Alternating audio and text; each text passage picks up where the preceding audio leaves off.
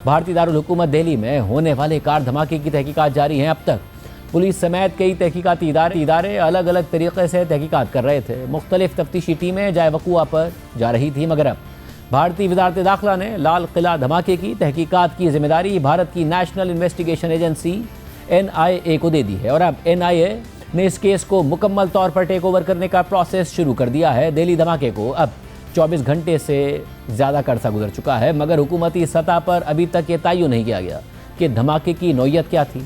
अगर ये दहशतगर्दी की कार्रवाई थी तो इसके पीछे कौन मुलविस है। खुद भारतीय वज़ीर आज़म नरेंद्र मोदी जो भूटान के दौरे पर रवाना हो गए थे, आज उन्होंने भूटान में खिताब करते हुए दिल्ली हमले का जिक्र किया, मगर उन्होंने बराह रास्त किसी पर जिम्मेदारी नहीं डाली। नरेंद्र मोदी ने कहा कि हमारी एजेंसियाँ इस साजिश की तह तक जाएंगी और जिम्मेदारों को इंसाफ के कटहरे में लाया जाएगा।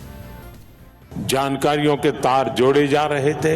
हमारी एजेंसियां इस षड्यंत्र की तह तक जाएगी। इसके पीछे के षड्यंत्रकारियों को बख्शा नहीं जाएगा।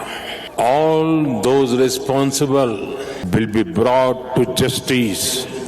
तमाम भारतीय न्यूज़ एजेंसी ANI ने ज़राए से खबर दी है कि दिल्ली पुलिस की इब्तिदाई तहकीकात से पता चला है कि यह हमला मुमकिन तौर पर खुदकुश धमाका हो सकता है।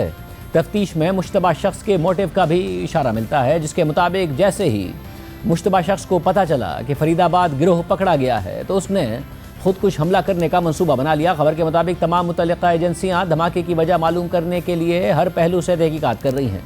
हुकूमती सतह पर तो अभी तक बराह रास्त किसी तंजीम या किसी गिरोह पर इल्ज़ाम नहीं लगाया गया, मगर भारतीय मीडिया इस धमाके को दहशतगर्दी करार दे रहा है। बाकायदा कह रहा है कि ये एक गिरोह था जिसके कुछ साथी पकड़े गए, जिसकी वजह से एक साथी भाग रहा था और ये धमाका हो गया। खासतौर पर इस हमले को मकबूजा जम्मू कश्मीर से ताल्लुक़ रखने वाले डॉक्टर से जोड़ा जा रहा है। भारतीय मीडिया तस्लीम कर रहा है कि भारत में डोमेस्टिक टेररिज्म का मसला मौजूद है और बहुत आगे निकल गया है। वज़ीर आज़म मोदी के करीब समझे जाने वाले भारतीय मीडिया के मुताबिक ये हमला इंतहा पसंद वाइट कॉलर दहशतगर्दों के नेटवर्क ने किया है।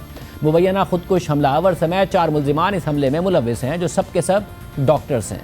उनका ताल्लुक मिडिल क्लास से है, उनका माजी में दहशतगर्दी का रिकॉर्ड नहीं है और यही चारों डॉक्टर्स तहकीकात का मरकज़ हैं। आम बात यह भी है कि इस वाक़े के बाद भारत में मोदी और BJP हुकूमत के ज़ेर असर मुसलमानों के खिलाफ पहले से मौजूद नफरत अंगेज़ी में मज़ीद इजाफा होने का खदशा पैदा हो गया है, क्योंकि BJP के करीब समझे जाने वाले भारतीय मीडिया के सीनियर सहाफ़ी भी इसी नफरत अंगेज़ी पर मबनी ट्वीट्स कर रहे हैं।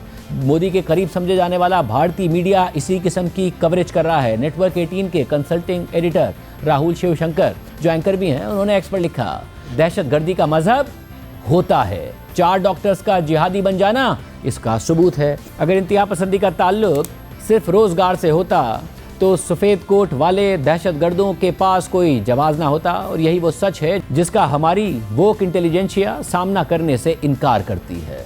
ये ख्यालात वाज़ेह कर रहे हैं कि इस वाक़े के बाद भारत में मुसलमानों को मज़ीद मुश्किल हालात का सामना करना पड़ सकता है, मगर मुसलमानों के खिलाफ ये नफरत अंगेज़ी भारत में मकामी दहशतगर्दी को बढ़ाने का बाइस भी बन सकती है, और जो डोमेस्टिक प्रॉब्लम एक बहुत बड़ा बनता जा रहा है वो भारत के लिए मज़ीद बड़ा हो सकता है। यूँ मोदी हुकूमत की हिंदुत्व पॉलिसी ने भारत को एक ख़तरनाक साइकिल में फंसा दिया है। कल तक जो भारतीय मीडिया इस धमाके को CNG सिलेंडर ब्लास्ट करार दे रहा था, वो आज इसे बहुत बड़ी साजिश करार दे रहा है और मकबूजा कश्मीर से ताल्लुक़ रखने वाले डॉक्टर्स पर इल्ज़ामात लगाए जा रहे हैं। अभी तक मोदी हुकूमत ने नहीं लगाया, मीडिया ज़राए से खबरें चला रहा है और फिर पाकिस्तान का नाम भी ले रहा है। तब खुद मोदी हुकूमत ने बराह रास्त पाकिस्तान पर भी इल्ज़ाम नहीं लगाया है, मगर मोदी हुकूमत का हमेशा से एक पैटर्न रहा है जो भारतीय मीडिया में दिखाने की कोशिश की जा रही है। रवां साल अप्रैल में मकबूजा जम्मू कश्मीर के इलाके पहलगाम में दहशतगर्दी का वाक़या हुआ तो फिर मोदी हुकूमत ने पाकिस्तान पर इल्ज़ाम लगा दिया। हालांकि पाकिस्तान ने खुद तहकीकात की पेशकश की थी, वाक़े की मजम्मत भी की थी, यहाँ तक कह दिया था कि कोई न्यूट्रल मुल्क भी इस हवाले से तहकीकात कर सकता है, मगर भारत ने पाकिस्तान की पेशकश का जवाब देने के बजाय पाकिस्तान के साथ जंग छेड़ दी थी। मगर फिर खुद